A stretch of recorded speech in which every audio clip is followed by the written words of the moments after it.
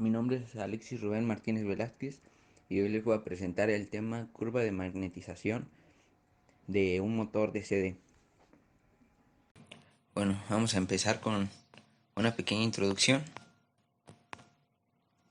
Bueno, ¿qué es una curva de magnetización? Bueno, es una gráfica donde tenemos la relación entre la corriente y el voltaje de un generador o de un motor. Como ya sabemos, una manera de aumentar o disminuir el voltaje es aumentando nuestra corriente, ya como son proporcionales, estas afectan una a la otra.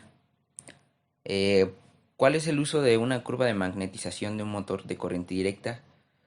No, en esta gráfica podemos encontrar el número de revoluciones por minuto, y esto es importante en los motores, ya que como tenemos la relación entre el voltaje y la corriente podemos obtener este dato.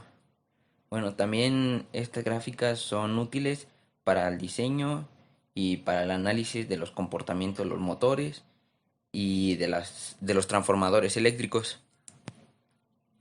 Bueno, el voltaje interno generado, que es representado por una E y un subíndice A.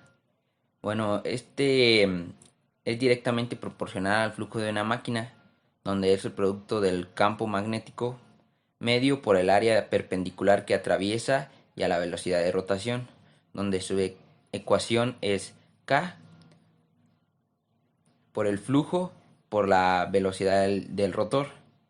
Bueno, aquí están representadas la fórmula, donde K es una constante constructiva que, como se ve en su fórmula, es Z por P entre 2πA, donde Z es el total de conductores, P el número de polos y A el número de enlaces en paralelo.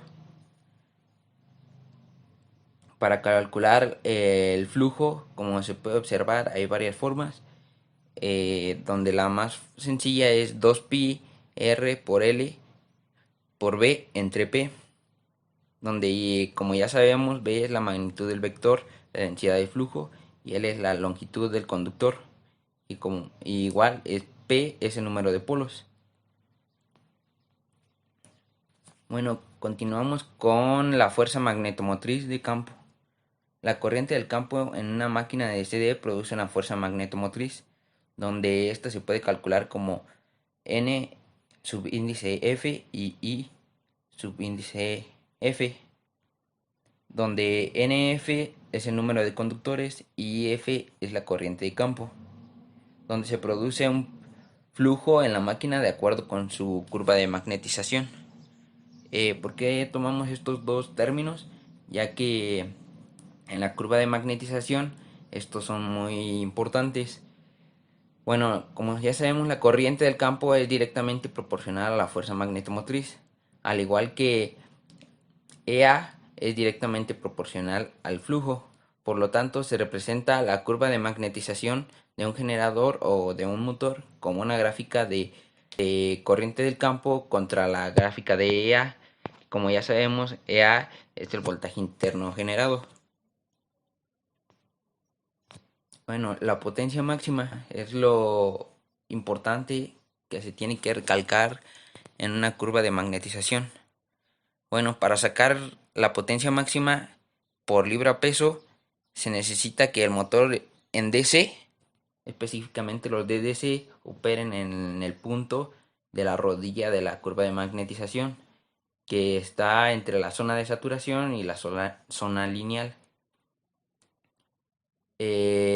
Por ejemplo, como para un motor DCA, se tiene que utilizar la región lineal que está abajo de la rodilla de la curva de saturación. Bueno, esto sería todo por el tema de curva de magnetización de un motor de CD.